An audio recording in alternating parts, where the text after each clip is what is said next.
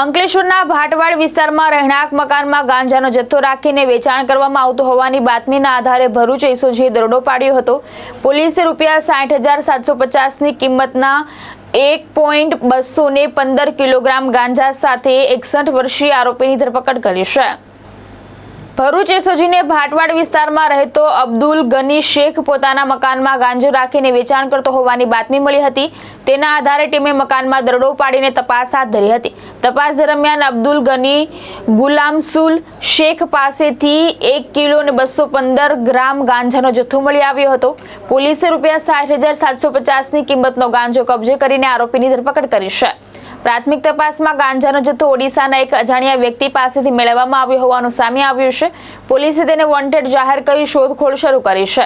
આરોપી સામે અંકલેશ્વર શહેર એ ડિવિઝન પોલીસ સ્ટેશનમાં NDPS એક્ટ હેઠળ ગુનો નોંધી વધુ તપાસ હાથ ધરવામાં આવી છે. કેતન મહેતા, દ્રષ્ટિકોણ ન્યૂઝ, ભરૂચ.